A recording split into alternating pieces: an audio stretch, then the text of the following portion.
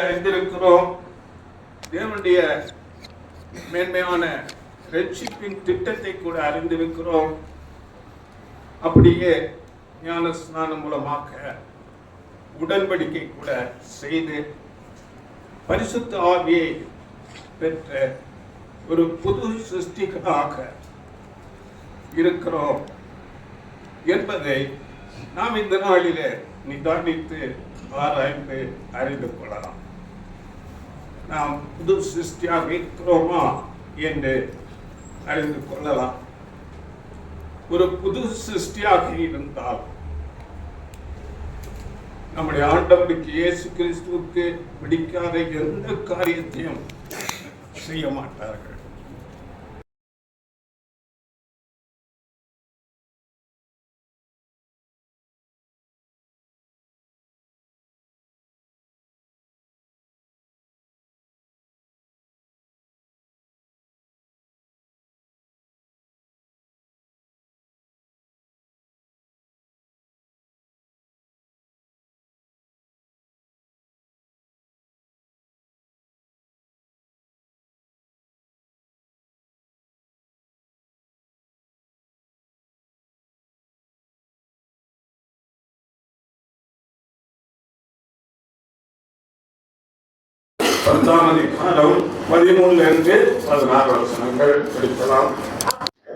சிறு பிள்ளைகளை அவர் தொடும்படிக்கு அவர்களை அவரிடத்தில் கொண்டு வந்தார்கள்.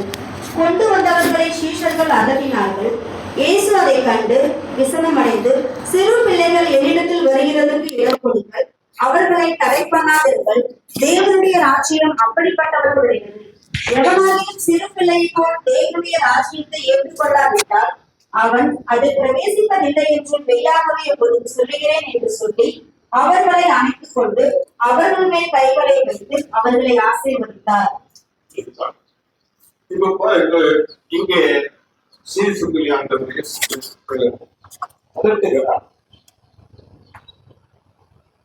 இங்கே நாம் பார்க்கும் போது சீசர்கள் செய்தது சரியாக தோன்றும். ஏனென்றால் ஆண்டவர் இயேசு கிறிஸ்து நீங்கள் படிக்கும் போது அவர் பரிசேயர்களோடு பேசிக் கொண்டிருக்கிறார். பல நாட்களில் எவ்விதத்தை கற்றுக்கொண்ட தேர்ச்சி அடைந்த பரிசேயர்கள் அவர்களோடு ஆண்டவர் இயேசு கிறிஸ்து ஒரு டிஸ்கஷன் பண்ணிக்கொண்டு இருக்கிறார். அந்த இடத்திலே போய் சிறு பிள்ளைகள் நடைபெறுவார்களே என்று அவர்கள் ஒரு நல்ல நோக்கத்திலே செய்தது போல நமக்கு தோன்றும். ஆனால் பாருங்கள், இந்த காரியத்தை நாம் நிதானமாக ஆராய்ந்து பார்க்கும் போது இப்போ இயேசுக்கு சீசராக இருந்தவர்கள் எப்படிப்பட்டவர்களாக இருந்தார்கள்? ரொம்ப படித்த பேர் பெற்ற மக்கள் அல்ல, சாதாரண மக்கள். அதில் விசாரித்து மீன்பிடிக்கிற வேலையை செய்தவர்கள். அப்படியே மற்றவர்கள் கூட சாதாரண வேலை செய்தவர்கள். அவர்களை பற்றி அவர்கள் ஊரிலே கூட அவர்கள் பேர் தெரியாது. அப்படிப்பட்ட நிலையில் இருந்தவர்கள். ஆனால் அதே சமயத்தில் ஆண்டவர் இயேசுக்கு பெரிய பேர் புகழ் வருகிறது. ரொம்ப ஒரு பாப்புலர் பர்சனாக ஆகிக்கொண்டே இருக்கிறார். இப்போ அவரோட இருக்கிற சீசர்கள் கூட கொஞ்சம் கொஞ்சமாக அந்த பாப்புலாரிட்டிக்குள்ள வருகிறார்கள். ஆண்டவர் இயேசு பாருங்கள், மரணத்துக்கு போகிற அந்த கடைசி வாரத்துக்கு முன்னே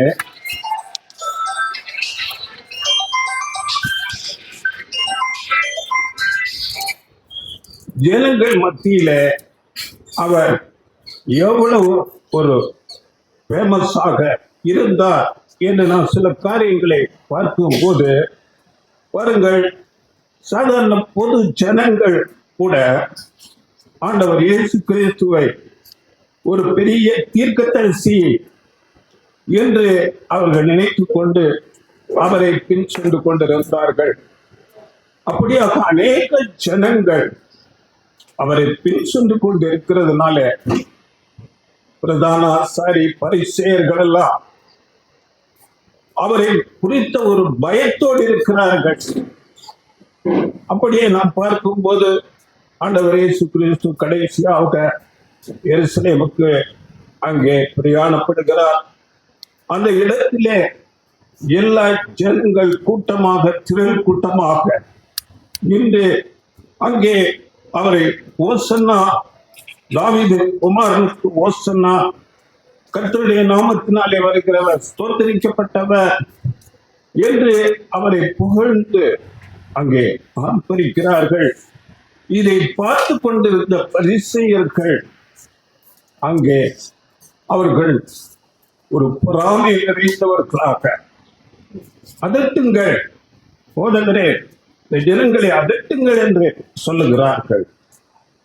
அப்படிப்பட்ட ஒரு மிகுந்த ஜனத்திரள் அவரை பின் செல்லுகிறதாக இருந்தது.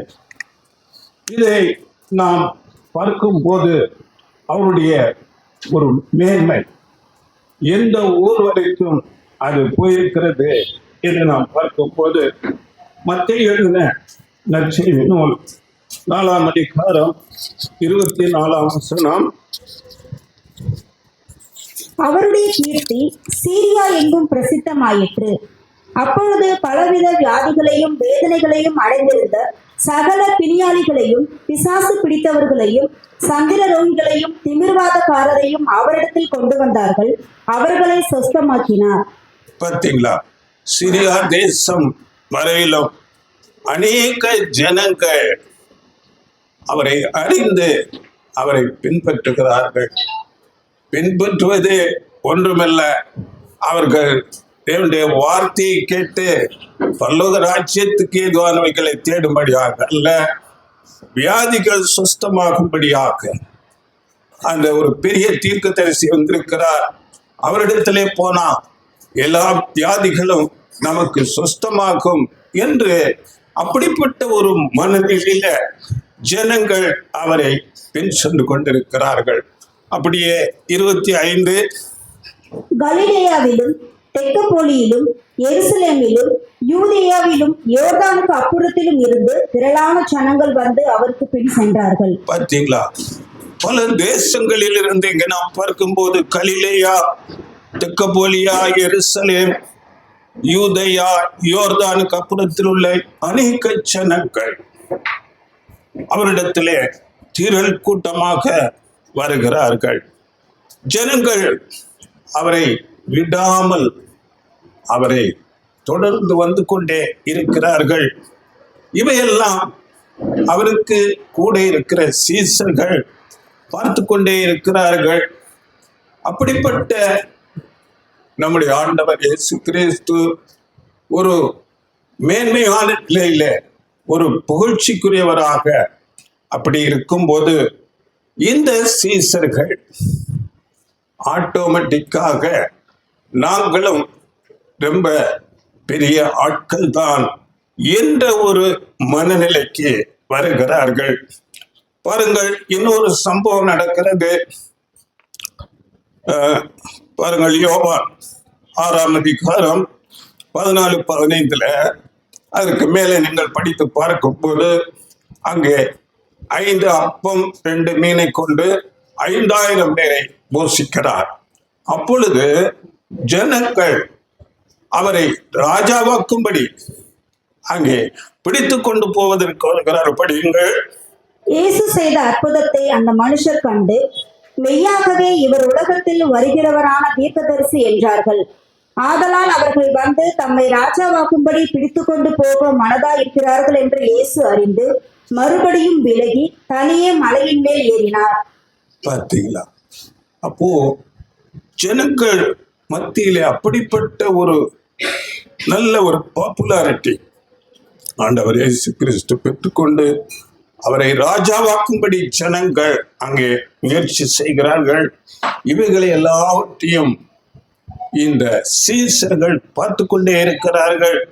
அதனால சீசர்கள் ரொம்ப ஒரு முக்கியமான நபர்கள் போல ஆகிவிட்டார்கள். பாருங்கள், இப்போ ஆண்டவர் இயேசு ஜனங்கள் மத்தியிலே அவர் ஒரு மாபெரும் போதகர், அவர் ஒரு பெரிய தீர்க்கதரிசி, அவர் வியாதிகளை சுஸ்தமாக்குகிற ஒரு பெரிய தீர்க்கதரிசியாக, இப்படியாக அநேக ஒரு பெயரோடு ஆண்டவர் இயேசு கிறிஸ்து இருக்கிறார். அவருக்கு நெருக்கமானவர்களாக இந்த சீசர்கள் இருக்கிறார்கள். அப்படி வரும்போது அவர்களுக்கு தானாகவே ஒரு தலைக்கணம் வந்து விடுகிறது. தலைக்கணம் என்றால் ஒரு மேன்மை, ஒரு மேட்டிமை சிந்தை அவர்களுக்கு வந்து விடுகிறது. இந்த மேட்டிமை சிந்தை ஒரு புது சிருஷ்டிக்கு இருக்கக்கூடாதது. இதை நாம் அறிந்து கொள்ள வேண்டும். பாருங்கள், இப்போ சீசர்களுக்கு ஒரு அதிகாரம் கிடைத்தது போல அவர்கள் தங்களை நினைத்துக் கொள்கிறார்கள். யார் ஆண்டவர் இயேசு கிறிஸ்துவை பார்க்க வேண்டும், யார் பார்க்க கூடாது என்று தீர்மானிக்க தொடங்கி இருக்கிறார்கள். சில நேரங்களில இந்த காரியமெல்லாம் ரொம்ப அற்பமானது. இதை ஆண்டவர் இயேசு கிறிஸ்துவிடத்துல கொண்டு போக தேவையில்லை, இது சின்ன விஷயம், நாமே பார்த்து கொள்ளலாம் என்று அவர்கள் முடிவெடுத்து அவர்கள் தடை பண்ணுகிறார்கள். இப்படித்தான் இந்த சிறு பிள்ளைகள் விஷயத்துல ஆண்டவர் இயேசு கிறிஸ்துவினுடைய நேரம் வீணாக்கப்படுகிறது என்று அங்கே சீசர்கள் அங்கே சிறு பிள்ளைகளை தடை பண்ணுகிறார்கள். ஆனால் ஆண்டவர் இயேசு கிறிஸ்து இதை பார்த்து விசனப்பட்டு அவர்களை அதட்டுகிறார். நீங்கள் திருவிவிலியத்தில் படிக்கும் போது அவர் கோபம் கொண்டு என்று வருகிறது. அவர் கோபம் கொண்டு சிறு பிள்ளைகளை என்னிடத்தில் வருவதற்கு தடை பண்ணாதிருங்கள் என்று சொல்லுகிறார். அப்படி என்றால் ஆண்டவருடைய மனதில ஒரு விஷயம், ஒரு கோபத்தை உண்டாக்குகிற செய்கையை இந்த சீசர்கள் செய்கிறார்கள். ஆண்டவர் இயேசு கிறிஸ்துவின் மனதில இந்த சீசர்களை நான் எதற்காக அழைத்தேன், இவர்கள் ஒரு சிறு பிள்ளையை போல ஆக வேண்டும் என்று நினைக்கும் போது இவர்கள் இப்படியாக அதிகாரத்தை தங்களுக்கு எடுத்துக் கொள்கிறார்கள். இது ஒரு புது சிருஷ்டியின் மனநிலை அல்ல. அப்படியே பாருங்க, இரண்டாவது இது இன்னும் அடுத்த கட்டத்துக்கு போகிறது. இங்கே நாம் பார்க்கும்போது யார் குணமாக்கப்பட வேண்டும், யார் குணமாக்க கூடாது என்று முடிவெடுக்கிறார்கள். சுய மகிமையை தேடுகிறார்கள். இதை குறித்து லூக்கா 18ஆம் அதிகாரம் 35 37 படியுங்கள். பின்பு அவர் எரிகோவுக்கு சமீபமாய் வரும்போது ஒரு குருடன் வழி அருகே உட்கார்ந்து பிச்சை கேட்டுக் கொண்டிருந்தான். ஜனங்கள் நடக்கிற சத்தத்தை அவன் கேட்டு இது என்ன என்று விசாரித்தான். நசரேயனாகிய இயேசு போகிறார் என்று அவனுக்கு அறிவித்தார்கள். அப்பொழுது அவன், இயேசுவே, தாவீதின் குமாரனே, எனக்கு இரங்கும் என்று கூப்பிட்டான். முன் நடப்பவர்கள் அவன் பேசாமல் இருக்கும்படி அவனை அதட்டினார்கள். அவனும், தாவீதின் குமாரனே, எனக்கு இரங்கும் என்று மிகவும் அதிகமாய் கூப்பிட்டான். போதும். இங்கே நாம் பார்க்கும்போது யாராலும் கண்டு கொள்ளாத ஒரு குருடன் பிச்சை எடுத்துக் கொண்டிருக்கிறார். அவன் இந்த ஜனத்திரள் கூட்டம் ஆண்டவர் இயேசுவோடு கூட போகும்போது அதை கவனிக்கிறார். கவனித்து என்ன ஏது என்று விசாரிக்கிறார். அவனுக்கு சொல்லப்பட்டது இயேசு போகிறார். அப்படி என்றால் அந்த குருடன் ஆண்டவர் இயேசு கிறிஸ்துவை குறித்து அறிந்திருக்கிறார். அவரிடத்தில் போனால் என்னுடைய கண் பார்வையடையும் என்று அவருடைய செய்கைகளை அந்த குருடன் அறிந்திருக்கிறார். ஆனால் பாருங்கள், அந்த குருடன் பிச்சை எடுத்துக் கொண்டிருக்கிறார். அவனுக்கு உதவி செய்வார் ஒருவரும் இல்லை. அங்கே ஆண்டவர் இயேசு கிறிஸ்துவிடத்தில் அழைத்து வருவதற்கு ஆண்டவர் இயேசு கிறிஸ்து எங்கே இருக்கிறார் என்று கூட தெரியாது. அப்படிப்பட்ட ஒரு சூழ்நிலையில இருக்கிறார். அங்கே 38 படியுங்கள். முன் நடப்பவர்கள் அவன் பேசாமல் இருக்கும்படி அவனை அதட்டினார்கள். அவனோ, தாவீதின் குமாரனே, எனக்கு இறங்கும் என்று மிகவும் அதிகமாய் கூப்பிட்டான். பார்த்தீங்களா? இங்கே முன்னடப்பவர்கள் நம்ம ஆட்கள் தான், சீசர்கள். அவனை அதட்டுகிறார்கள். குருடனே, நீ அப்படியே இரு, நீ அப்படியே இரு, ஏன் கத்துற? ஆனால் ஆண்டவர் இயேசு கிறிஸ்து இந்த சூழ்நிலைகளை எல்லாம் பார்த்து கொண்டிருக்கிறார். அவருடைய கண்கள் அந்த ஏழை பிச்சைக்காரன் குருடன் அவனை பார்க்கிறது. அங்கே நாம் பார்க்கும்போது 39ஆம் வசனத்துல இயேசு நின்று அவனை தம்மிடத்தில் கொண்டு வரும்படி சொன்னார். பார்த்தீங்களா? இயேசு நின்றார் என்று அவனை கொண்டு வாருங்கள். ஆண்டவர் இயேசு கிறிஸ்துவின் அந்த ஒரு கனிவு நிறைந்த ஒரு பார்வை அங்கே அவரை நிற்க வைத்தது. அங்கே வந்தவுடனே அவன் பயத்தோடு அங்கே வருகிறான், நடுக்கத்தோடு. ஒரு பிச்சைக்காரன். ஆண்டவர் இயேசு அவருடைய கனிவான கண்கள் அவரை பார்க்கிறது. பார்த்து கொண்டு, நான் உங்களுக்கு என்ன செய்ய வேண்டும், நான் உனக்கு என்ன செய்ய வேண்டும் என்று கேட்கிறான். ஆண்டவரே, நான் பார்வையடைய வேண்டும் என்று சொன்ன மாத்திரத்திலே பாருங்கள் 42ஆம் வசனம். இயேசு அவனை நோக்கி, நீ பார்வை அடைவாயாக, உன் விசுவாசம் உன்னை ரட்சித்தது என்றார். பார்த்தீங்களா? நீ பார்வை அடைவாயாக, ஒரே வார்த்தை. ஆண்டவருடைய அந்த ஒரு கனிவான பார்வை, ஒரே வார்த்தையிலே அவருடைய கண் திறக்கப்பட்டது. அவன் பார்வை அடைந்தவனாய் அங்கே தேவனை மகிமைப்படுத்த ஆரம்பிக்கிறார். மாத்திரமல்ல, ஆண்டவர் இயேசு கிறிஸ்துவோடு கூட போகிறார். அவரோடு கூட ஒரு சீசனாக பிரயாணப்படுகிறார். அப்படியே படியுங்க 43. உடனே அவன் பார்வை அடைந்து தேவனை மகிமைப்படுத்திக் கொண்டே அவருக்கு பின் சென்றான். ஜனங்கள் எல்லாரும் அதை கண்டு தேவனை புகழ்ந்தார்கள். பார்த்தீங்களா? நீ அவர் சீசர்களுடைய பார்வையில ஒரு அற்பமானவனாக, ஒரு பிச்சை எடுக்கிறவனாக, நீ எல்லாம் ஒரு மனுஷனே இல்லை என்று ஒதுக்கப்பட்ட ஒரு மனுஷன். நம்முடைய ஆண்டவர் இயேசு கிறிஸ்துவின் அந்த பார்வை பட்டவுடனே அவன் அங்கே பார்வையை பெற்று சீசனாக அவருக்கு பின் செல்கிறார். அதனால பாருங்கள், ஆண்டவர் இயேசு கிறிஸ்துவுக்கு இந்த பெருமை பிடிக்காத ஒரு காரியம். யார் சொஸ்தமாக்கப்பட வேண்டும், யார் சொஸ்தமாக்கப்படக்கூடாது என்று முடிவெடுக்கிற ஒரு உரிமையை இந்த சீசர்கள் எடுத்துக்கொள்கிறார்கள். பாருங்கள், அவர்கள் தங்களை மேன்மைப்படுத்தி கொண்டார்கள். தங்களை ஒரு முக்கியஸ்தர்கள் நாங்கள் சொல்லுகிறது தான் ஆண்டவர் கேட்க வேண்டும் என்பது போல அங்கே நடந்து கொள்கிறார்கள்.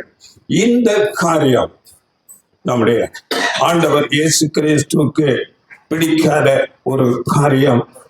பாருங்கள், நாம் எல்லாரும் கூட இதனால இந்த இடத்துல கூடி வந்திருக்கிறோம், நாம் ஜீவனோட இருக்கிறோம் என்றால் அது தேவனுடைய பெரிதான கிருபை.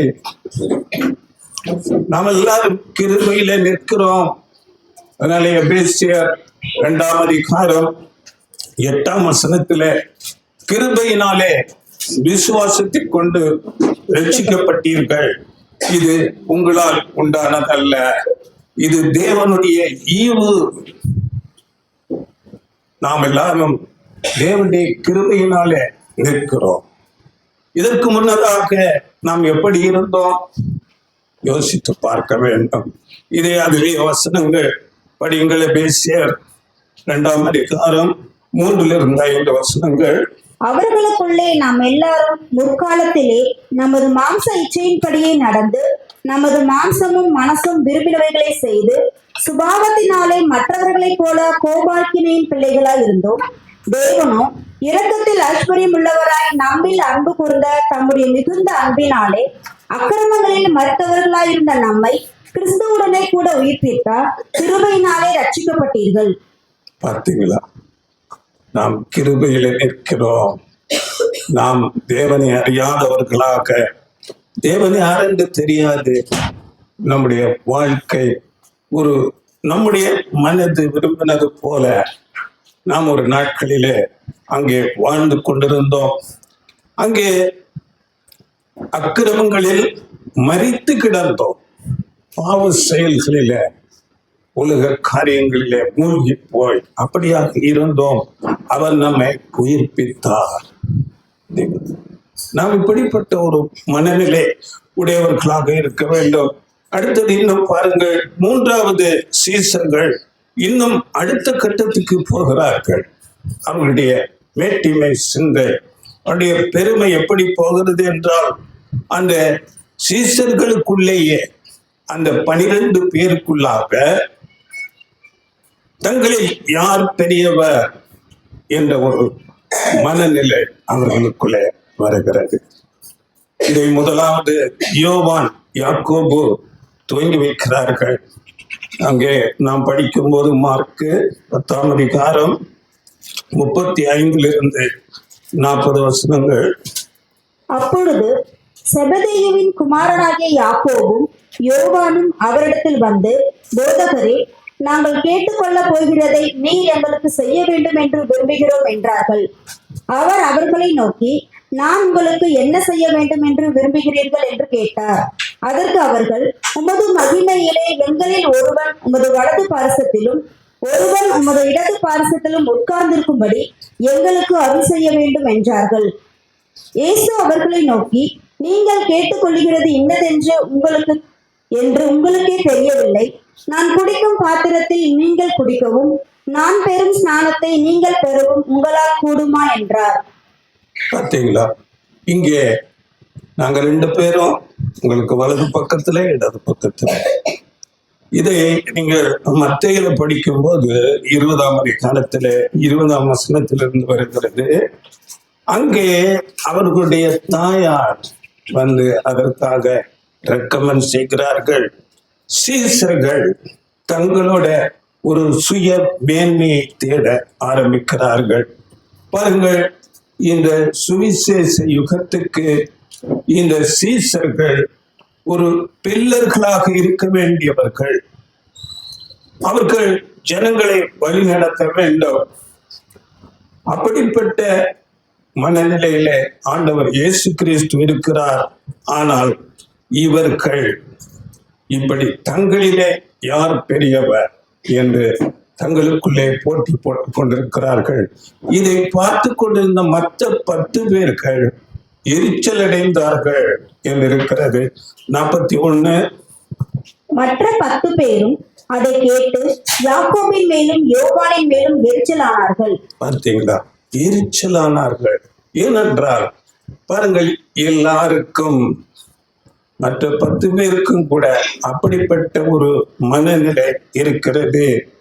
பாருங்கள், இவர்கள் அந்த நாட்கள் சுவிசேஷ யுகத்தின் முதல் அறுவடை அங்கே நடந்து கொண்டிருக்கிறது. ஆனால் அதை பற்றி அவர்களுடைய சிந்தை கவலைப்படவில்லை.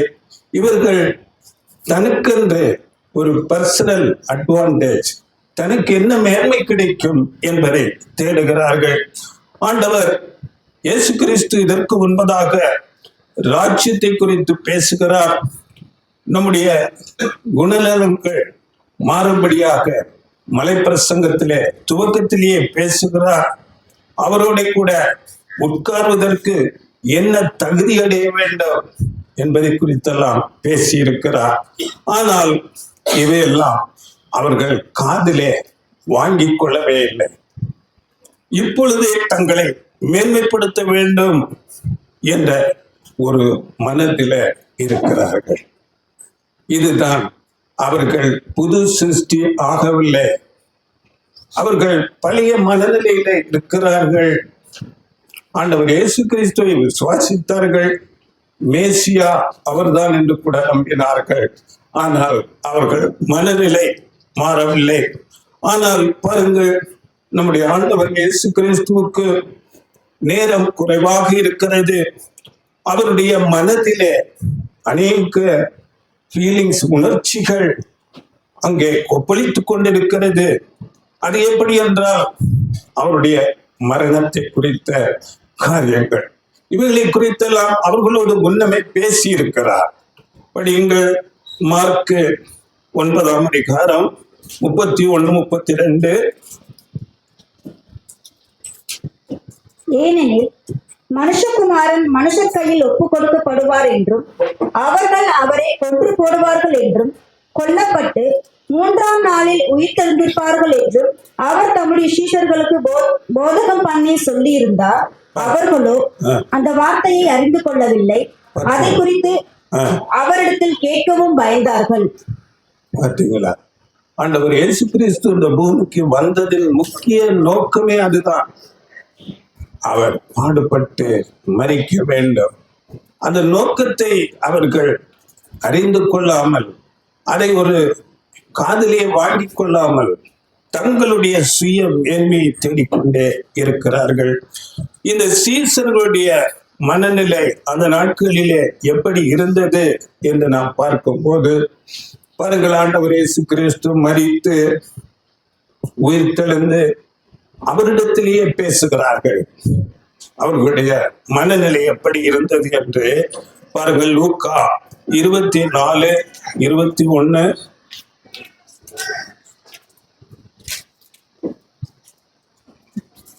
அவரே இஸ்ரவேலை மீட்டு ரட்சிப்பவர் என்று நாங்கள் நம்பியிருந்தோம். இவைகள் சம்பவித்து இன்று 3 நாள் ஆகிறது. பார்த்தீங்களா, அவரே இஸ்ரவேலை மீட்டு ரட்சிப்பவர் என்று நாங்கள் கருதி இருந்தோம். அதாவது இவர்கள் என்ன நினைத்துக் கொண்டிருக்கிறார்கள்? இங்கே நம்மை ஆளுகை செய்து கொண்டிருக்கிற ரோம ஆளுகையை அவர் நீக்கி போட்டு, அவரிடத்திலே ஒரு சூப்பர் நேச்சுரல் பவர் இருக்கிறது. அவர் ஈஸியாக அந்த ரோம ஆளுகையை நீக்கி போடுவார். நீக்கி போட்டு அவர் ராஜாவாக மாறிவிடுவார். அந்த ராஜாவுக்கு அடுத்த ஸ்தானத்திலே நாம் எல்லாரும் மந்திரிகள். இப்படிப்பட்ட மனநிலை அவர்களிடத்தில் இருக்கிற உலக மேன்மை. பாருங்கள், அவருடைய மனநிலை அப்படியாக இருந்தது. இப்போ என்ன இவர் இப்படி சாக போகிறேன் என்கிறாரே, யாரை கேட்டு நீங்கள் சாக போகிறீங்க என்று பாருங்கள் அவரை கடிந்து கொள்ளுகிறார்கள். பாருங்கள், அவர் ஒரு குருவாக, போதகராக, ஆண்டவராக அவர்களுக்கு அறியப்பட்டவர். ஆனால் அவரையே கடிந்து கொள்ள துவங்குகிறார்கள். மத்திய பாருங்கள், பேதுரு அப்படியாக செய்கிறார். 16, 22. மத்திய அப்பொழுது பேதுரு அவரை தனியே அழைத்துக் கொண்டு போய், ஆண்டவரே, இது உமக்கு நேரிடக்கூடாதே, இது உமக்கு சம்பவிப்பதில்லை என்று அவரை கடிந்து கொள்ள தொடங்கினான். பார்த்தீங்களா, யாரு கேட்டு நீங்க சாக போகிறீங்க? ஆண்டவர் இயேசு பேசுவது ஒரு மடத்தனமாக இருக்கிறது. அவரை திட்டுகிறார் பேதுரு. பாருங்க, யாரை திட்டுவது? அப்படிப்பட்ட உரிமை, மேன்மையை எடுத்துக்கொண்டார்கள். அன்பானவர்களே, புது சிருஷ்டி இப்படிப்பட்ட ஒரு சிந்தை உடையதாக இருக்காது. சுய மேன்மையை தேடாது, பெருமையை தேடாது, மேட்டிமை சிந்தைகள் இருக்காது. அவர்கள் இயேசுவையே சீர்படுத்தும்படி பார்க்கிறார்கள். அவர்கள் ஆண்டவர் இயேசு கிறிஸ்து வந்த நோக்கத்தையே சிதைக்கும்படியாக இவர்கள் செயல்படுகிறார்கள். பாருங்கள், நம்முடைய ஆண்டவர் அதற்கு எப்படி ஒரு ரியாக்ஷன் கொடுத்தார் என்று நாம் பார்க்கும்போது அதிலே 23 அவரோ திரும்பி பேதுருவை பார்த்து, எனக்கு பின்னாக போ சாத்தானே, நீ எனக்கு இடரலா இருக்கிறாய். தேவனுக்கு ஏற்றவைகளை சிந்தியாமல் மனுஷருக்கு ஏற்றவைகளை சிந்திக்கிறாய் என்றார். பார்த்தீங்களா? ஆண்டவர் உடனடியாக எனக்கு பின்னாக போ சாத்தானே. பாருங்க, ஆண்டவர் இயேசு கிறிஸ்துவுக்கு அன்பான சீசன் தேவனுக்கு எதிராளியாகிய சாத்தானை கடிந்து கொள்வது போல ஆண்டவர் இயேசு உடனடியாக அவனை கடிந்து கொள்கிறார். பாருங்கள், இது ஆண்டவர் இயேசு கிறிஸ்துவுக்கு அவருடைய வாழ்க்கையிலே, அவருடைய ஊழியத்தின் துவக்கத்திலே இந்த மாதிரி காரியம் சாத்தானால் வந்தது. நாம் அறிந்திருக்கிறோம். மத்திய 4ஆம் அதிகாரத்துல அங்கே நாம் படிக்கும்போது அவரை சோதிக்கும்படியாக பல காரியங்களை செய்கிறார். அப்படியே ஒரு சோதனை பெரிய மலை உச்சியிலே கொண்டு போய் நிறுத்தி எல்லா ராஜ்யத்தையும் அதன் மகிமையை காண்பித்து, இதெல்லாம் நான் உனக்கு தருகிறேன், நீ இவைகளெல்லாம் எடுத்துக்கொள், உனக்கு ஏன் இப்படிப்பட்ட பாடு, மரணம், கஷ்டங்கள் தேவையில்லை, நாம் காம்ப்ரமைஸ் பண்ணி கொள்ளலாம், நீ எடுத்துக்கொள், நான் தருகிறேன். அங்கே அப்படிப்பட்ட ஒரு ஆசையை அங்கே சாத்தான் சொல்லுகிறார். ஆனால் ஒரே ஒரு கண்டிஷன் கொடுக்கிறார், நீ என்னை சாஷ்டாங்கமாக விழுந்து பணிந்து கொள்ள வேண்டும். ஆண்டவர் இயேசு கிறிஸ்துவுக்கு சாத்தானை பற்றி தெரியும், சாத்தானுக்கு ஆண்டவர் இயேசு கிறிஸ்துவை பற்றி தெரியும். அப்பாலே போ சாத்தானே. இந்த ஒரு டெம்டேஷன், ஒரு ஆசை இங்கே ஆண்டவர் இயேசு கிறிஸ்துவுக்கு அன்பான சீசன் மூலமாக கொண்டு வருகிறார். இதை நாம் உணர்ந்து கொள்ள வேண்டும். நமக்கு ரொம்ப பிரியமானவர்களோடு இருக்கும்போது அவர்கள் மூலமாக சாத்தான் அநேக சோதனைகளை கொண்டு வருவான். அதனால பேதுருவை பார்த்து, எனக்கு பின்னாக போ சாத்தானே என்று கடிந்து கொள்கிறார். ஆனால் பேதுருவுக்கு அதை பின்னால் புரிய வைக்கிறார். அது எப்படி என்றால், அதனுடைய 25ஆம் வசனம், மத்தேயு 16:25, தன் ஜீவனை ரட்சிக்க விரும்புகிறவன் அதை இழந்து போவான், என் நிமித்தமாக தன் ஜீவனை இழந்து போகிறவன் அதை கண்டடைவான். பார்த்தீங்களா? ஜீவனை, சுயத்தை இழந்து போக வேண்டும், மாம்சத்துக்கு இடம் கொடுக்க கூடாது என்று அங்கே பேதுருவுக்கு ஆலோசனையாக சொல்லுகிறார். அவர்கள் அந்த பரிசுத்த ஆவியை பெற்றுக்கொள்ளாததினால, அந்த புது சிருஷ்டி என்ற அனுபவத்துக்குள் வராததினாலே இப்படிப்பட்ட சாதாரண மனுஷர்கள் போன்ற ஒரு சிந்தை உடையவர்களாக இருந்தார்கள். இதை நாம் அறிந்து கொள்வதற்கு இந்த காரியங்கள் எல்லாம் பதிவு செய்யப்பட்டிருக்கிறது. அதனால பாருங்கள், நாம் கர்த்தருக்கு பிரியமில்லாத எதையும் நாம் செய்யாமல் இருந்தால் அவருக்கு நம்மை பிடிக்கும். அது சிறிய சின்ன சின்ன காரியங்களாக கூட இருக்கலாம். அவருக்கு பிடிக்கிறதா பிடிக்கவில்லையா, இரண்டே காரியம். இதை நம்முடைய மனது நாமே முடிவு செய்ய வேண்டும். இதை நாம் மனதிலே எப்போதும் வைத்திருக்க வேண்டும். இதை நாம் உணர்ந்து நம்முடைய ஆவிக்குரிய ஓட்டத்திலே நாம் ஓடுகிறவர்களாக இருக்க வேண்டும். இப்போ பாருங்கள், சீசர்களுக்கு கிடைக்காத அதிகமான சத்தியங்கள் நமக்கு கிடைத்திருக்கிறது. அநேக விஷயங்களை நாம் அறிந்திருக்கிறோம். தேவனுடைய ராஜ்யம் பற்றி அறிந்திருக்கிறோம். இப்பொழுது நாம் எப்படிப்பட்ட மனநிலையில இருக்கிறோம்? இந்த சீசர்கள் அங்கே செய்த காரியங்கள், சிறு பிள்ளைகளை முதலாவது தடை செய்கிறார்கள். ஆண்டவர் இயேசுவிடத்திலே கேட்டிருக்கலாம், ஆண்டவரே பிள்ளைகளை நாங்கள் அனுப்பவா என்று. அப்படி கேட்கவில்லை. அவர்கள் தங்கள் மேட்டிமை சிந்தையிலே அவர்களே தடை செய்கிறார்கள்.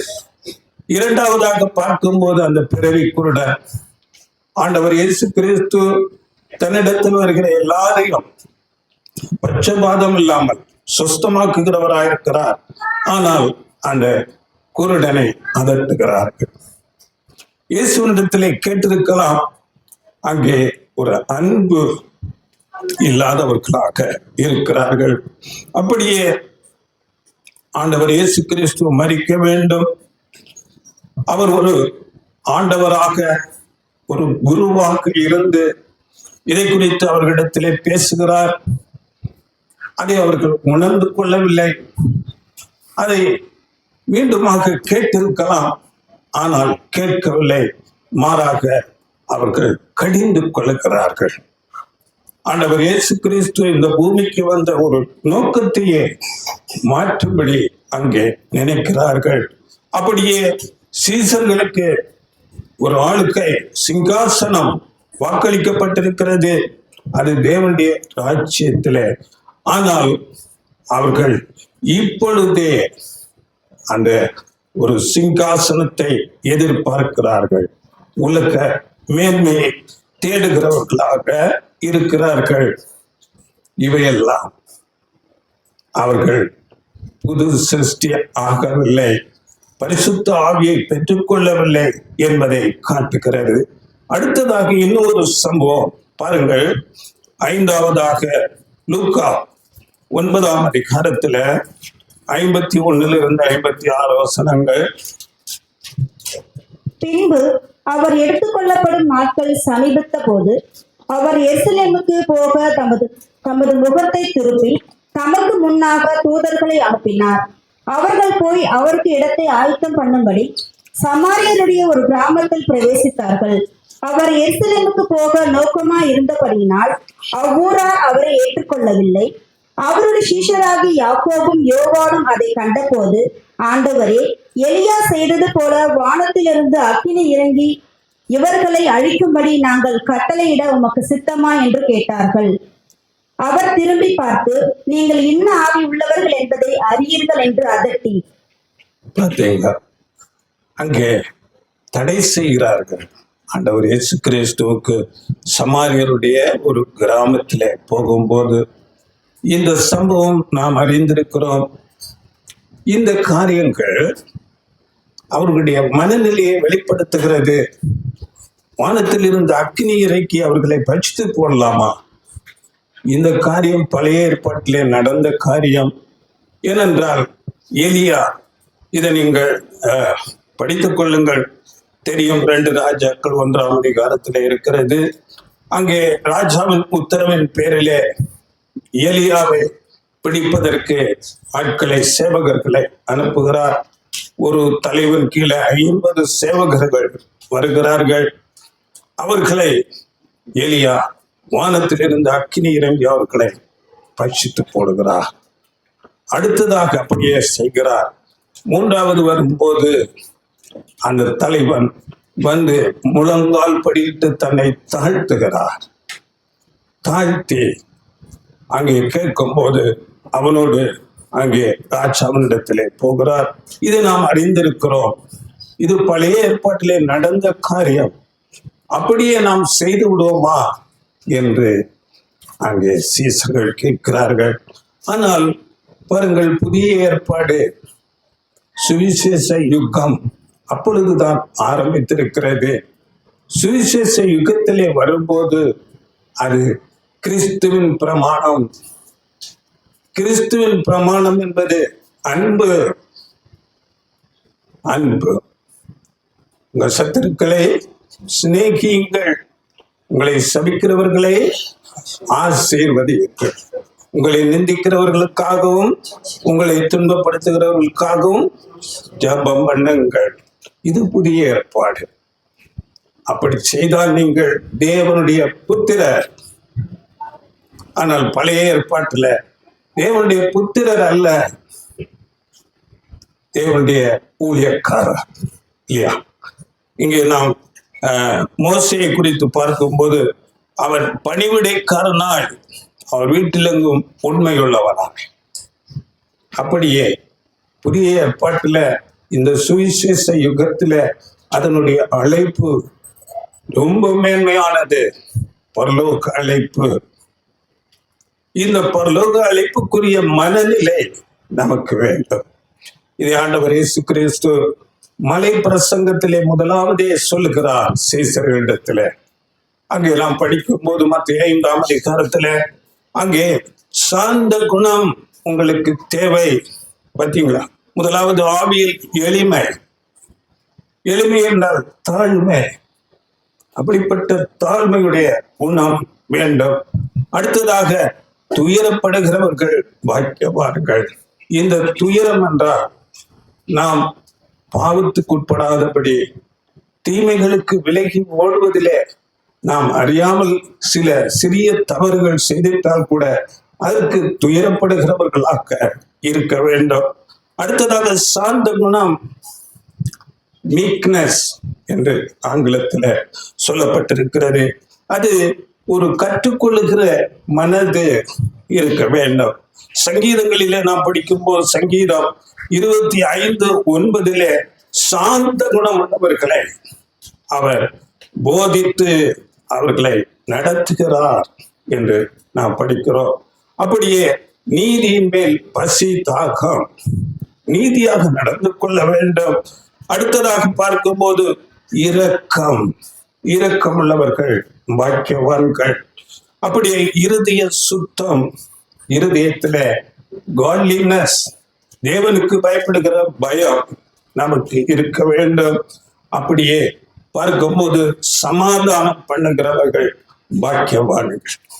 சமாதானம் என்றால் ஆண்டவர் இயேசு கிறிஸ்துவின் சத்திய உபதேசங்களை போதித்து தேவனுக்கும் மனுஷனுக்கும் ஒரு சமாதானத்தை உண்டாக்க வேண்டும். அப்படி சமாதானத்தை செய்கிறவர்கள் பாக்கியவான்கள். அப்படியே அங்கே நீதி நிமித்தம் வருகிற துன்பம், இவைகளை சகித்துக் கொள்ள வேண்டும். ஆனால் சீசர்கள் அதற்கு மாறாக அங்கே அவர்களை வழிவாங்க நினைக்கிறார்கள். பார்த்தீங்களா? புதிய ஏற்பாட்டின் பிரமாணம் மாறுகிறது. இதை அவர்களால் அறிந்து கொள்ள முடியவில்லை. காரணம், அவர்கள் புது சிருஷ்டி ஆகவில்லை. பாருங்கள், இதை குறித்து ரோமருக்கு எழுதின நிருபத்துல 12ஆம் அதிகாரம் 17-20 படியுங்கள். ஒருவனுக்கும் தீமைக்கு தீமை செய்யாதிருங்கள். எல்லா மனுஷருக்கு முன்பாகவும் யோக்கியமானவைகளை செய்ய நாடுங்கள். கூடுமானால் உங்களால் ஆன மட்டும் எல்லா மனுஷரோடும் சமாதானமாய் இருங்கள். பிரியமானவர்களே, பழிவாங்குதல் எனக்குரியது, நானே பதில் செய்வேன் என்று கர்த்தர் சொல்லுகிறார் என்று எழுதியிருக்கிறபடியால் நீங்கள் பழிவாங்காமல் கோபாக்கினைக்கு இடம் கொடுங்கள். பார்த்தீங்களா? பழி வாங்காதிருங்கள், பழி வாங்குவது எனக்குரியது.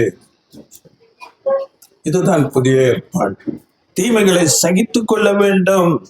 பாருங்கள், ஒருவன் நமக்கு தீமை செய்யும் போது அவனுக்கு நாம் நன்மை செய்ய வேண்டும் என்று வேதம் புதிய ஏற்பாட்டில் நமக்கு போதிக்கிறது. அப்படி நாம் செய்யும் போது அந்த தீமை செய்தவனுடைய மனதிலே ஒரு பிரமிப்பு உண்டாகும். அவன் தன்னையே யோசிப்பான், நிதானித்து அறிந்து கொள்ளுவான். அதற்காகத்தான் இந்த புதிய ஏற்பாடு என்பது. தீமைக்கு நன்மை செய்யுங்கள், பழிவாங்காதிருங்கள் என்று வேதம் நமக்கு போதிக்கிறது. இதை அப்போஸ்தலன் பேதுரு கூட அங்கே குறிப்பிட்டு எழுதுகிறார். 1 பேதுரு 3ஆம் அதிகாரம் 9-11. தீமைக்கு தீமையையும் உதாசனத்துக்கு உதாசனத்தையும் சரி கட்டாமல் அதற்கு பதிலாக நீங்கள் ஆசீர்வாதத்தை சுதந்திரித்துக் கொள்ளும்படி அழைக்கப்பட்டு இருக்கிறவர்கள் என்று அறிந்து ஆசீர்வதியுங்கள். ஜீவனை விரும்பி நல்ல நாட்களை காண வேண்டும் என்று இருக்கிறவன் பொல்லாப்புக்கு தன் நாவையும் கபடத்துக்கு தன் உதடுகளையும் விலக்கி காத்து. பார்த்தீங்களா? புதிய ஏற்பாட்டில் எல்லா நிருபங்கள் அப்போஸ்தலர்கள் இதையே போதித்தார்கள். தீமைக்கு தீமை செய்யாதிருங்கள், உதாசீனத்துக்கு உதாசீனம் பண்ணாதிருங்கள், எல்லாரிடத்திலும் அன்பு காட்டுங்கள். அங்கே நீங்கள் ஆசீர்வாதத்தை சுதந்திரித்துக் கொள்ளும் அழைக்கப்பட்டிருக்கிறீர்கள். ஆசீர்வாதம் என்றால் பரலோகத்துக்குரிய அழைப்பு. இந்த அழைப்பை பெற்ற நீங்கள் அதற்கு தகுதியாக நடந்து கொள்ள வேண்டும். சமாதானத்தை தேடி அதை பின்தொடர கடவர்கள். தீமைகளை சகித்துக் கொள்ள வேண்டும். ஆண்டவர் இயேசு இந்த சமூகத்திலே அதைத்தான் செய்தார். ஏனென்றால் அவர் பரிசுத்த ஆவியை பெற்று ஒரு புது சிருஷ்டியாக இருக்கிறார். அந்த கிராமத்தை விட்டு விலகி போய்விட்டார். பாருங்கள், அந்த கிராமத்துக்கு போயிருந்தால் அங்கே அற்புதங்கள் நடந்திருக்கும், அங்கே தேவனுடைய வார்த்தைகள் பிரசங்கிக்கப்பட்டிருக்கும், அநேகர் சுஸ்தமாக்கப்பட்டிருப்பார்கள். மாத்திரமல்ல, அங்கே சிறு பிள்ளைகள் ஆசீர்வதிக்கப்பட்டிருப்பார்கள். இதையெல்லாம் இழந்தார்கள். அங்கு அக்கினி தேவையில்லை. இதுதான் அவர்களுக்கு தண்டனை. அது அவர்கள் தேவனுடைய ராஜ்யத்தில் என்ன பங்கோ அதை பெற்றுக் கொள்வார்கள். இதைத்தான் நாமும் செய்ய வேண்டும்.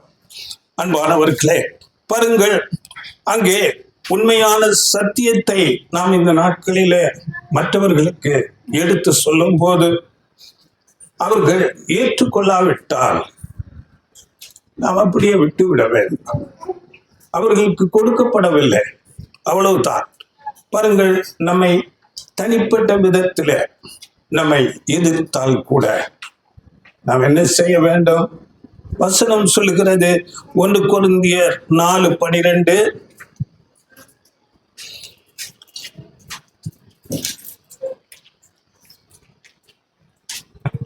எங்கள் கைகளினாலே வேலை செய்து பாடுபடுகிறோம், வையப்பட்டு ஆசீர்வதிக்கப்படுகிறோம், துன்பப்பட்டு சகிக்கிறோம். பார்த்தீங்களா?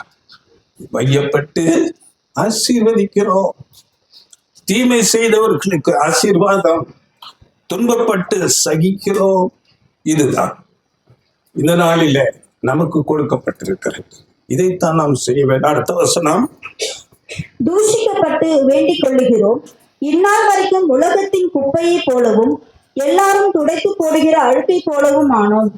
பார்த்தீங்க, குப்பை போல, அழுக்கு போல அப்படித்தான் நடத்தப்படுவோம். சுய மேன்மையை தேடக்கூடாது. அப்போஸ்தலர்கள் நமக்கு அவர்கள் போதித்து நமக்கு ஆலோசனை எழுதி கொடுத்திருக்கிறார்கள். ஆண்டவர் இயேசு கிறிஸ்து அப்படியே நடந்தார். பாருங்கள், இவையெல்லாம் இந்த நாட்களிலே உலக நாடுகளிலெல்லாம் நடந்து கொண்டிருக்கிறது. நாம் அறிந்திருக்கிறோம். கடந்த ஒரு வாரத்துக்கு முன்னே நினைக்கிறேன், சத்தீஸ்கர் ஒடிசா ஒரு ஊழியக்காரர் 40 பேர் சேர்ந்து வந்து அவரை பிடித்து அடித்து வெளியே அழைத்து கொண்டு போய் செருப்பு மாலையெல்லாம் போட்டு அடி இரத்த காயம் வர அளவுக்கு அடித்து, அப்பொழுது காவல்துறைக்கு சொல்லி அவர்கள் அழைத்து கொண்டு போகிறார்கள். அங்கே காவல் நிலையத்திலே அப்படியே வைத்திருக்கிறார்கள், உட்கார வைத்திருக்கிறார்கள் இரத்த காயத்தோடு.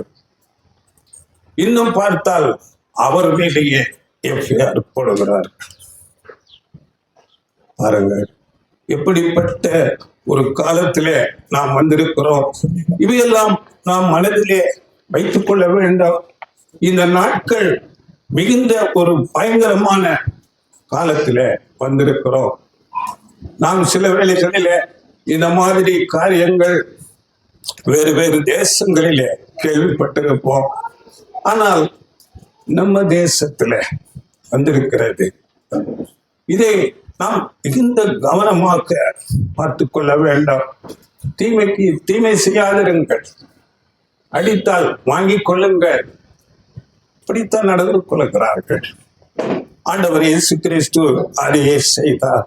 ஒரு புது சிருஷ்டியாக அங்கே லூக்கா 9:55 அப்படிப்பட்ட ஒரு சிந்தையில அங்கே சீசர்களை கடிந்து கொள்கிறார்.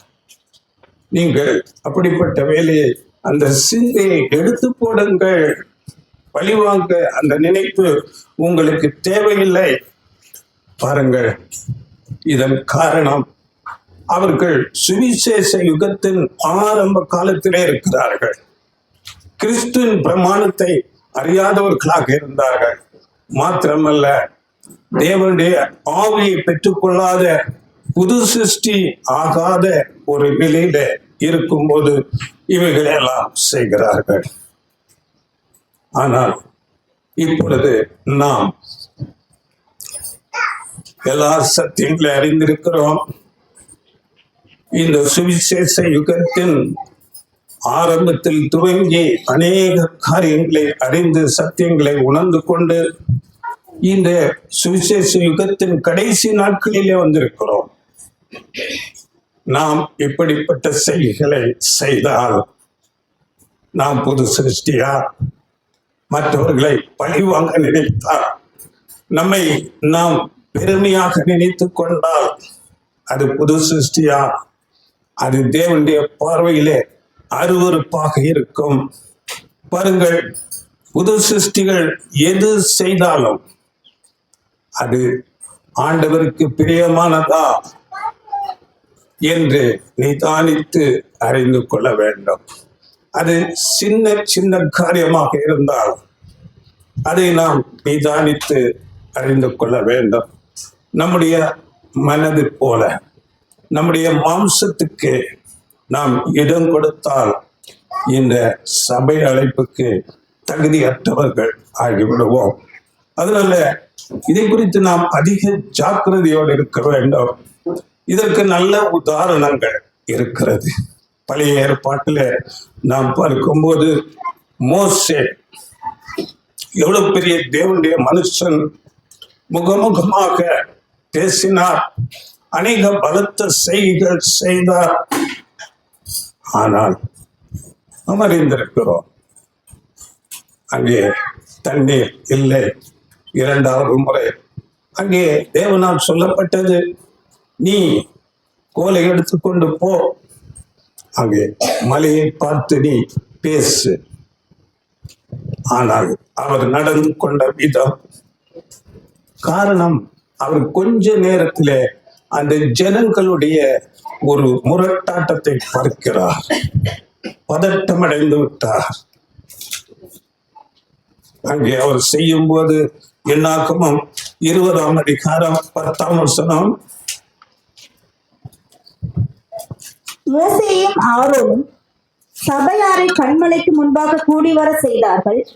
அப்பொழுது மோசே அவர்களை நோக்கி, கலகக்காரரே, கேளுங்கள், உங்களுக்கு இந்த கன்மலையிலிருந்து நாங்கள் தண்ணீர் புறப்பட பண்ணுவோமா என்று சொல்லி. பார்த்தீங்களா, இங்கே தேவன் சொல்லுகிறார், நீ மலையை பார்த்து பேச வேண்டும். ஆனால் இவர் அந்த ஜனங்களை பார்த்து பேசுகிறார்.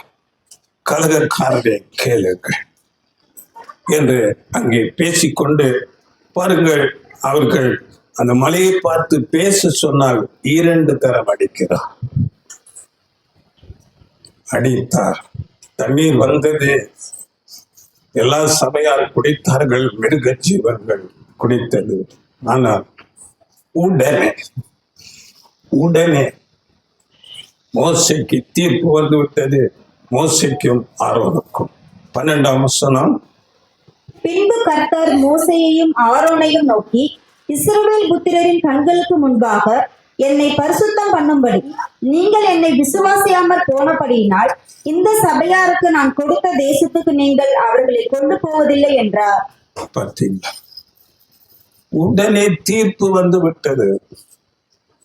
மோசே எவ்வளவு பெரிய வேலைகளை செய்தார், எவ்வளவாக பிரயாசப்பட்டார். இந்த சிறிய பதட்டம், இன்னொரு இடத்திலே அங்க படிக்கும் போது, என் கட்டளைகளை மீறினதுதான் தேவனுடைய கட்டளை. அப்படியே ஆம், அவ்வளவுதான். நாம் பார்த்தோம் புதிய ஏற்பாட்டிலே அநேக கட்டளைகள் அப்படியே நாம் நிறைவேற்ற வேண்டும். இல்லாவிட்டால் இதுதான் நமக்கு பாடமாக வைக்கப்பட்டிருக்கிறது. இந்த காரியம் நடந்த பிறகு மோசே மிகவும் வருத்தப்பட்டார். பாருங்கள், தேவனோடு மன்றாடுகிறார். உபாகம புஸ்தகத்துல பாருங்கள், நீங்கள் 3ஆம் அதிகாரத்துல 23 படித்து பாருங்கள்.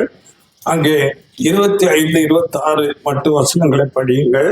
அங்கே இதை குறித்து நீ பேசவே வேண்டாம் என்று சொல்லப்பட்டு படியுங்கள். 25, 26. நான் கடந்து போய் யோர்தானுக்கு அப்புறத்தில் உள்ள அந்த நல்ல தேசத்தையும் அந்த நல்ல மலையையும் லீபனோனையும் பார்க்கும்படி உத்தரவு கொடுத்தருளும் என்று வேண்டிக் கொண்டேன். கர்த்தரோ உங்கள் நிமித்தம் என்மேல் கோபம் கொண்டு எனக்கு செவி கொடாமல் என்னை நோக்கி, போதும், இனி இந்த காரியத்தை குறித்து என்னோட பேச வேண்டாம். பார்த்தீங்களா? போதும், ஜெபத்துக்கு வேலை இல்லை. தேவனுடைய வார்த்தை கட்டளைகளுக்கு நாம் மீறும் போது தேவனுடைய தீர்ப்பு வந்துவிடும். போதும், இனி நீ இதை குறித்து பேசாதே. பாருங்கள், அதனாலே தேவனுடைய கட்டளைகள் பிரமாணங்களுக்கு நாம் புதிய ஏற்பாட்டில் வந்திருக்கிறோம். நமக்கு எல்லா பிரமாணங்கள் தெரியும். தேவனுடைய அன்பை ருசித்திருக்கிறோம். தேவனுடைய கட்டளைகளை நாம் அப்படியே ஏற்றுக்கொள்ள வேண்டும். சீசர்கள் போல நடக்கக்கூடாது. சீசர்கள் அந்த நாட்களிலே அவர்களுக்கு பரிசுத்த ஆவி கிடைக்கவில்லை. அவர்கள் புது சிருஷ்டி ஆக்கப்படவில்லை. அதனால் அப்படி செய்தார்கள். இதை இன்னொரு உதாரணம் கூட நம்ம பார்க்கலாம். சவுல் ராஜா, இஸ்ரேலுக்கு முதல் ராஜா. அங்கே தேவனால் தேர்வு செய்யப்பட்டவர் தான். ஆனால் பாருங்கள், அங்கே தேவனுடைய மனுஷன் தாவீது மேலே பொறாமை கொள்ளுகிறார். அப்படியே நாம் பார்க்கும்போது நாம் அறிந்திருக்கிறதோ 1 சாமுவேல் 15ஆம் அதிகாரத்திலே அங்கே அமலேக்கியருக்கு எதிராக நீ யுத்தம் பண்ணி அங்கிருக்கிற எல்லா ஜனங்களையும் நீ சங்கரித்து போடு.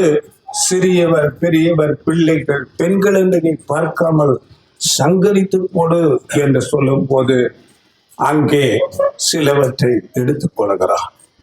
அங்கே நாம் வசனம் படிக்கும் போது, கர்த்தருடைய சொல்லை கேளாமல் நீ கர்த்தருடைய வார்த்தையை புறக்கணித்தபடியினால் அவர் உம்மை ராஜாவாய் இராதபடிக்கு புறக்கணித்து தள்ளினார்.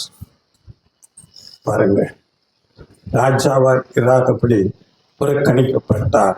அந்த சவுல் அவருடைய முடிவு எப்படி இருந்தது என்று நாம் பார்க்கும்போது 1 சாமுவேல் 31ஆம் அதிகாரத்தில 2 நீங்கள் படித்துக் கொள்ளுங்கள்.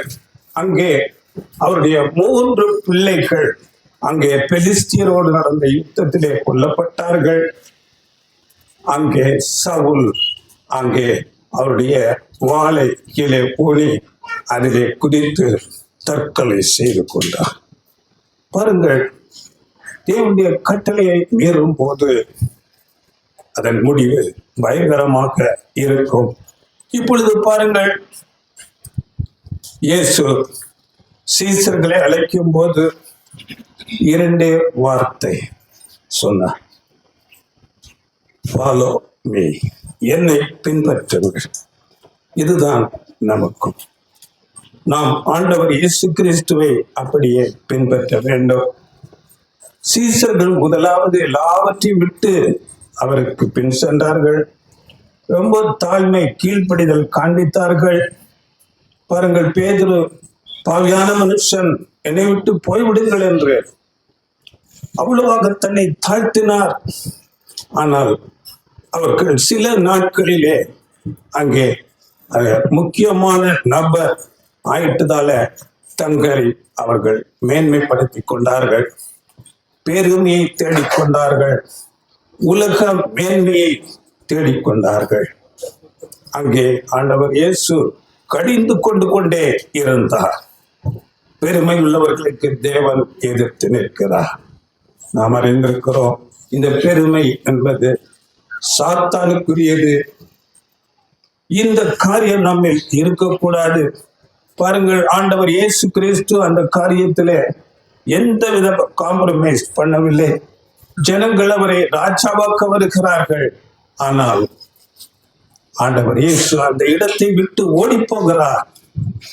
அதை அவர் மனதிலே எடுத்துக்கொள்ளவே இல்லை. பிதாவாகி தேவனிடத்திலே போய் செபிக்கிறார். இதுதான் புது சிருஷ்டி. தேவனுடைய சமூகத்தை உட்கார்ந்து விட வேண்டும். எப்பொழுது நாம் பிதாவை தரிசிப்போம் என்ற அந்த மனநிலை, இயேசு மாதிரியே நாம் நடக்க வேண்டும். ஃபாலோ, இடுக்கமான பாதை.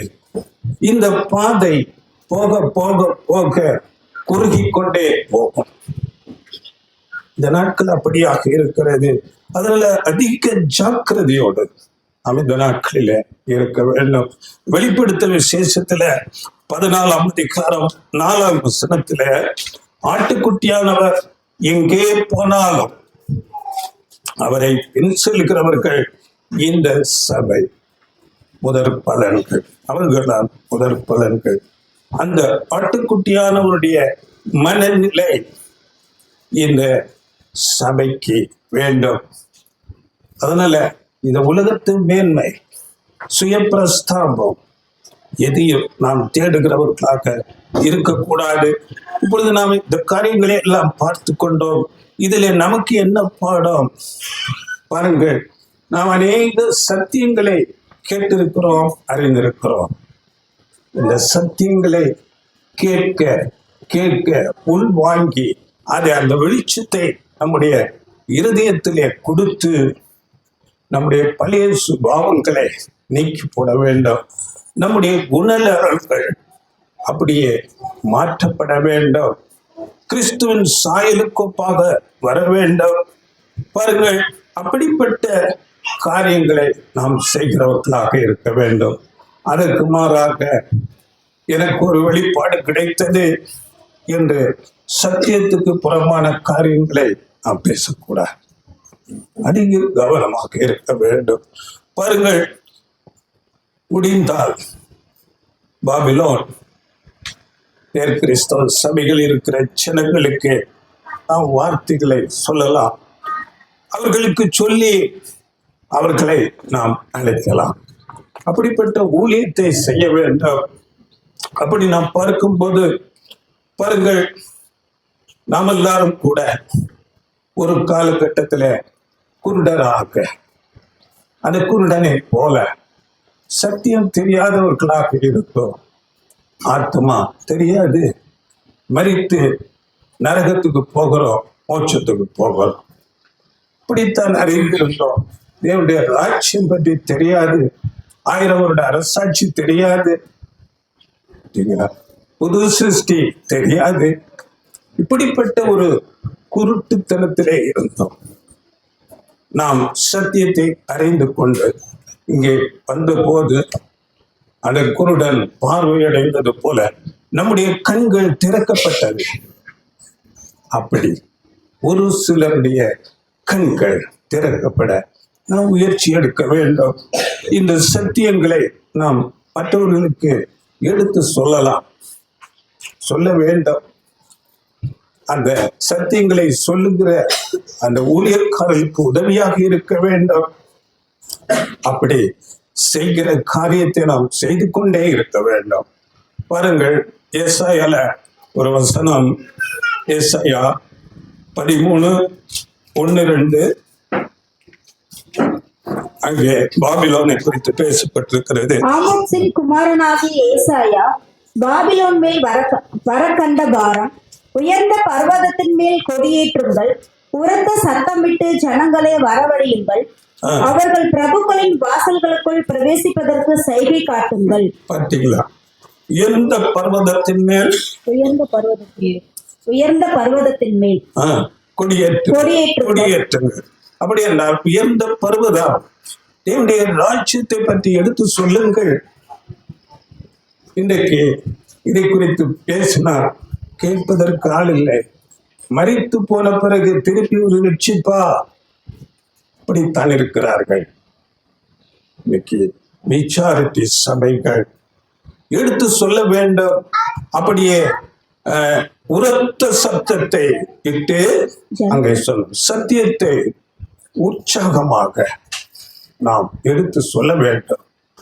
இது நமக்கு கொடுக்கப்பட்ட ஒரு கட்டளை. ஆண்டவர் இயேசு கிறிஸ்து சீசர்களுக்கு அதை கட்டளையாகவே கொடுத்தார். அதனாலே நாம் அதை செய்கிறவர்களாக இருக்க வேண்டும். அப்படியே பாருங்கள், சீசர்கள் அந்த ஒரு மேன்மை தேடுகிற, நான் தான் மற்றவர்களை விட உயர்ந்தவன் என்ற மனநிலை பாருங்கள் அவர்களுக்கு கடைசி வரையிலும் இருந்தது. ஆண்டவர் இயேசு மரணத்துக்கு போகும்போது அங்கே தேவன் ஆண்டவர் இயேசு கிறிஸ்து அவர்களுக்கு ஒரு நல்ல பாடத்தை கற்றுக் கொடுக்கிறார். அங்கே மேல் மாடியில அங்கே போஷணம் எடுக்கும் போது அந்த சீசர்களுக்கு ஒரு நல்ல பாடம். ஏனென்றால் இந்த மனநிலை சபை முடிவு காலம் வரையிலும் இருக்கும். நீ பெரியவனா, நான் பெரியவனா, இந்த மனநிலை. அதனால ஆண்டவர் இயேசு கிறிஸ்து செய்யும் போது அங்கே நாம் அறிந்திருக்கிறோம். யோவான் 13ஆம் அதிகாரத்துல 3ஆம் வசனத்திலிருந்து நாம் படிக்கும் போது அந்த கடைசி ஜனத்துல அவர் துண்டை எடுத்து இடுப்பிலே கட்டிக்கொண்டு அவர்கள் கால்களை கழுவுகிறார். அங்கே பேதுருவினிடத்திலே வரும்போது மாத்திரம் நீர் என்னை கழுவக்கூடாது என்று சொல்லி மறுக்கிறார். ஆனால் ஆண்டவர் இயேசு சொல்லுகிறார், நான் செய்கிறது இன்னதென்று இப்பொழுது நீ அறியாய், இனிமேல் அறிவார். இதுதான் நமக்கு இனிமேல் அறிவார். சபை முழுவதிலும் கடைசி வரையிலும் இந்த மனநிலை சபைக்குள்ளாக இருக்கும். அதனால இந்த நிகழ்ச்சியை ஆண்டவர் இயேசு அங்கே செய்து காண்பிக்கிறார். வசனம் படிங்கள். மத்தேயு 20ஆம் அதிகாரம் 25 27. அப்பொழுது இயேசு அவர்களை கிட்ட வர செய்து, புறஜாதியாருடைய அதிகாரிகள் அவர்களை இருமாப்பாய் ஆளுகிறார்கள் என்றும் பெரியவர்கள் அவர்கள் மேல் கடினமாய் அதிகாரம் செலுத்துகிறார்கள் என்றும் நீங்கள் அறிந்திருக்கிறீர்கள். உங்களுக்குள்ளே அப்படி இருக்கலாகாது. உங்களில் எவனாகிலும் பெரியவனாய் இருக்க விரும்பினால் அவன் உங்களுக்கு பணிவிடைக்காரனாய் இருக்க கடவன். உங்களில் எவனாகிலும் முதன்மையானவனாய் இருக்க விரும்பினால் அவன் உங்களுக்கு ஊழியக்காரனாய் இருக்க கடவன். பார்த்தீங்களா? இதுதான் புது சிருஷ்டியின் மனநிலை. பெரியவனாய் இருக்க வேண்டும் என்றால் பணிவிடை செய்யுங்கள். நீங்கள் முதன்மையான இடத்திலே இருக்க வேண்டும் என்றால் ஊழியக்காரனாக வேண்டும். அப்படியே ஆண்டவர் இயேசு இருந்து காண்பித்தார். இதுதான் புது சிருஷ்டியின் மனநிலை. பாருங்கள், இவ்வளவு நேரம் நாம் சீசர்களை குறித்து அவர்கள் செய்கைகளை குறித்து பார்த்தோம். ஆனால் பாருங்கள், பெந்தெகோஸ்தே நாள் வந்தது, அவர்களுக்கு பரிசுத்த ஆவி கொடுக்கப்பட்டது. அதன் பிறகு அவர்கள் அப்படியே ஆப்போசிட் நேர் சேஞ்ச் ஆகிவிட்டார்கள். அவர்கள் மனத்தாழ்மை அப்படி காண்பித்து விட்டார்கள். நாம் படிக்கிறோம் அப்போஸ்தலர் நடபடிகள் என்றால் திருவிவிலியத்தில் வரும்போது அங்கே அப்போஸ்தலர்கள் அங்கே திருத்தூதர் பணிகள் என்று சொல்லப்பட்டு அவர்கள் செயல்பட்ட விதத்தை அங்கே அந்த அப்போஸ்தலர் நடவடிக்கைகளிலே நாம் படிக்கிறோம். அவர்களுடைய மனநிலை எப்படி இருந்தது என்றால், அங்கு சுய மேன்மையை தேடிக்கொண்டிருந்தவர்கள், உலக மேன்மையை தேடிக்கொண்டிருந்தவர்கள், அங்கே நாம் எப்படி இந்த சத்தியத்துக்காக நம்முடைய ஆண்டவர் இயேசு கிறிஸ்துவுக்காக மரிக்கலாம், அப்படிப்பட்ட மனநிலைக்கு வந்து விட்டார்கள். மிகுந்த உற்சாகமாக சத்தியத்தை பிரசங்கித்தார்கள், உறுதியாக நின்றார்கள். அந்த நாட்களிலே நமக்கு தெரியும், அவர்களை சிறைச்சாலையிலே போடுகிறார்கள், அடிக்கிறார்கள், கொலை செய்கிறார்கள். எதற்கும் பயப்படவில்லை. அவர்கள் உறுதியாக நின்றார்கள். அன்பானவர்களே, அவர்களுடைய வாழ்க்கை இன்றைக்கு நமக்கு ஒரு பாடமாக எழுதப்பட்டிருக்கிறது. இதை நாம் படிக்கிறோம், அவர்களை உணர்ந்து கொள்ளுகிறோம். அவருடைய வாழ்க்கை முறை கடைசியாக புது சிருஷ்டியாக இருந்து அவர்கள் என்ன செய்தார்கள், இதை நாம் அறிந்து கொள்ளும் விதமாக சபைக்கு பாடமாக அவைகள் எழுதப்பட்டிருக்கிறது. பாருங்கள், அப்படியே அன்றைக்கு அப்போஸ்தலர்கள் வாழ்க்கை நமக்கு பாடமாக இருந்தது. இன்றைக்கு நம்முடைய வாழ்க்கை, நம்முடைய செயல்பாடுகள் இந்த உலகத்துக்கே பாடமாக இருக்க போகிறது. உலகத்தின் ஜனங்கள் தேவனுடைய ராஜ்யத்திலே உயிர்த்தெழுந்து வரும்போது அங்கே நம்முடைய வாழ்க்கை பாடமாக வைக்கப்படும். அன்பானவர்களே, அதாவது பாருங்கள், இதற்கு வேத வசனம் ஆதாரம் இருக்கிறதா என்று பார்த்தால் இருக்கிறது. பழைய ஏற்பாட்டிலே ஒரு நிழல் நாம் பார்க்கும்போது யோசுவா புஸ்தகத்துல பாருங்கள், 3-4 அதிகாரத்தை நீங்கள் படித்துக் கொள்ளுங்கள். அங்கே அவர்கள் யோர்தானை கடந்து கானானுக்குள் பிரவேசிக்க வேண்டும். அங்கே நடக்கும்போது அந்த யோர்தான் கரை புரண்டு ஓடுகிற தண்ணீர். அங்கே யோசுவாவுக்கு ஆலோசனை சொல்லப்பட்டது, நீ ஆசாரியர்களை முன்னே நடக்கவே. அவர்கள் அந்த உடன்படிக்கையை பற்றி எடுத்துக்கொண்டு அவர்கள் முன்னே நடந்து போக வேண்டும். அவர்கள் அந்த தண்ணீரில் கால் வைத்தவுடனே அங்கே தண்ணீர் அப்படியே குவியலாக நின்றது.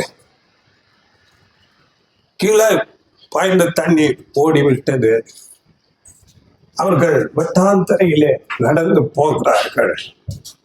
அங்கே யோர்தானின் மத்திய பாகத்திலே அந்த ஆசாரியருடைய பாதங்கள் இருக்கிறது. அங்கே ஒரு காரியத்தை நீ செய்ய வேண்டும். நீ 12 கோத்திரத்திலே 12 பேரை தேர்வு செய்து அந்த யோர்தானின் மத்தியில ஆசாரியர்கள் நின்ற அந்த கால்கள் பக்கத்தில் நீ ஒவ்வொருத்தருக்கு ஒரு கல் எடுத்து தோளில சுமந்து கொண்டு வெளியே கொண்டு வா. இதற்கு பாருங்கள், இதை குறித்து மோசேக்கு முன்னதாக சொல்லப்பட்டது. அதை நீங்கள் படித்து பாருங்கள். யோசுவா 3-4 அதிகாரத்திலே இருக்கிறது. அங்கே மோசேக்கு சொல்லும்போது பாருங்கள், உபாகமம் 27 அதிகாரம் 1-2-3 வசனங்கள். பின்பு மோசே இஸ்ரவேலின் மூப்பர் கூடல் இருக்கையில் ஜனங்களை நோக்கி, நான் இன்று உங்களுக்கு விதிக்கிற கட்டளைகளை எல்லாம் கைக்கொள்ளுங்கள். உன் தேவனாகிய கர்த்தர் உங்களுக்கு கொடுக்கும் தேசத்திற்கு நீங்கள் போக யோர்தானை கடக்கும் நாளில் நீ பெரிய கல்லுகளை நாட்டி அவைகளுக்கு சாந்து பூசி, உன் பிதாக்களின் தேவனாகிய கர்த்தர் உனக்கு சொன்னபடி உனக்கு கொடுக்கும் பாலும் தேனும் ஓடுகிற தேசத்திற்குள் பிரவேசிக்கும்படி நீ கடந்து போன பின்பு இந்த நியாயப்பிரமாண வார்த்தைகள் யாவையும் அவைகளில் எழுதப்படவாய். பார்த்தீங்களா?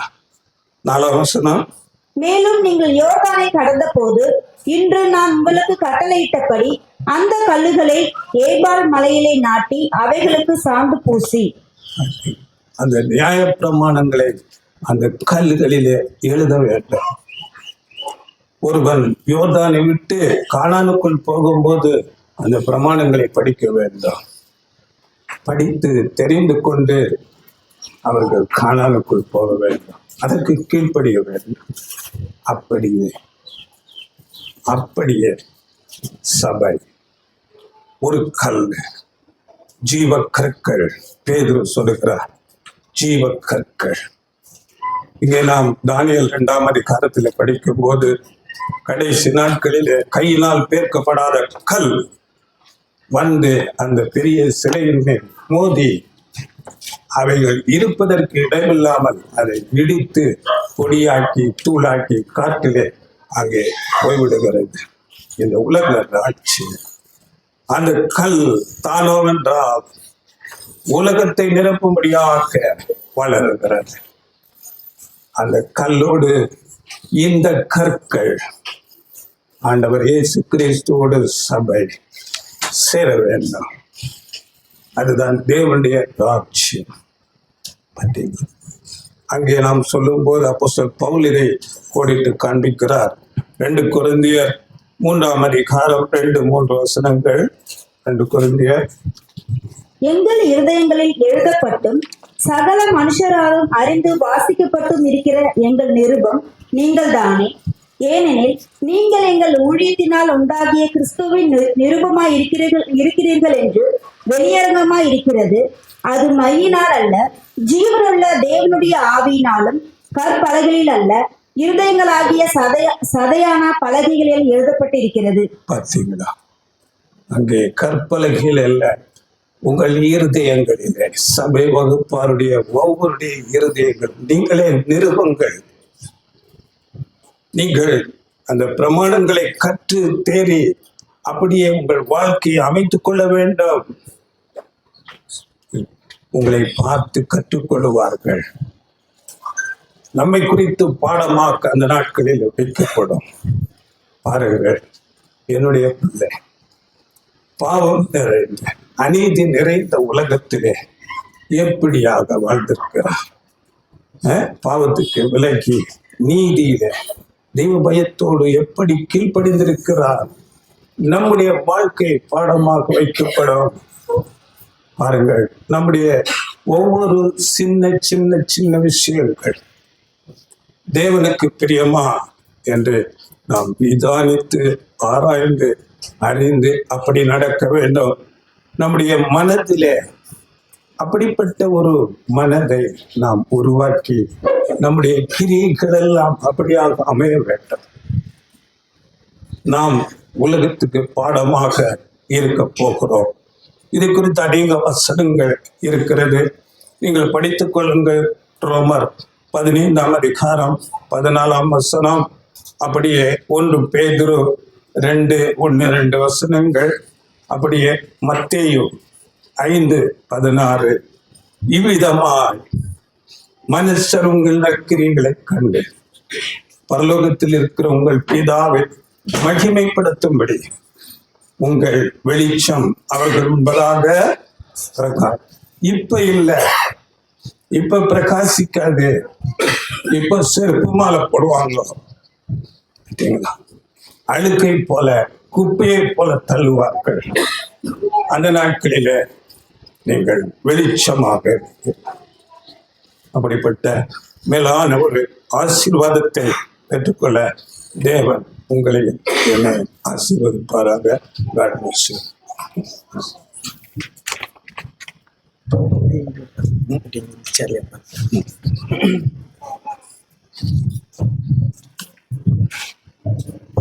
செய்தி கொடுத்த சகோதரர்களுக்கு சபையின் சார்பாக நான் நன்றி